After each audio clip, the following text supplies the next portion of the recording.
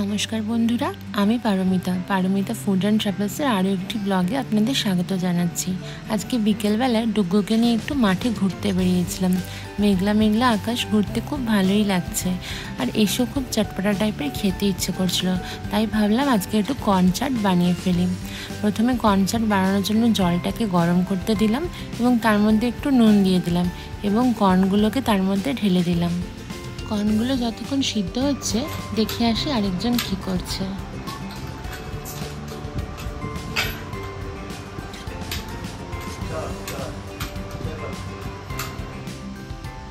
এই যে তার দুষ্টুমির আর সীমা শেষ নেই, খেলনা ছেড়ে এখন পটি প্যান নিয়ে বসেছে। সারাক্ষণ এখন কিছু না কিছু টানতে থাকি আর খেলাধুলো করতেই থাকে। কি দুষ্টুমি করছো? এই যে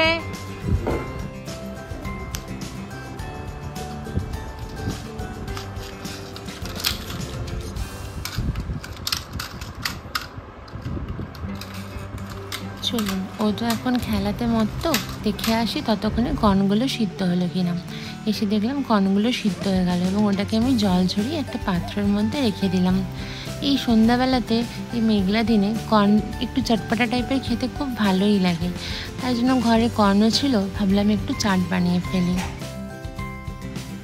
এই কর্ন চাট বানানোর জন্য ঘরে যেসব জিনিসগুলো ছিল, প্রথমে একটু কর্ন দিলাম, তারপরে পেঁয়াজ কুচি, লঙ্কা কুচি, একটু লেবুর রস, সামান্য একটু বিট লবণ আর একটুখানি চাট মশলা দিয়ে দিলাম। আর যদি আরও অন্য টমেটো থাকে সেগুলো দিতে পারেন, কিন্তু ঘরে আমার এগুলোই অ্যাভেলেবেল ছিল তাই এগুলোই দিলাম। এবং লাস্টে একটু বাটার মেল্টিং করে দিয়ে দিলাম ওর মধ্যে। ভালো করে মিক্সিং করে নিলে খেতে কিন্তু দুর্দান্ত লাগে। আর সন্ধ্যাবেলায় বৃষ্টি হলে এই চাট খেতে এই মজাটাই আলাদা। চলুন, আমার চাট রেডি হয়ে গেছে, এখন আমি এটা এনজয় করি।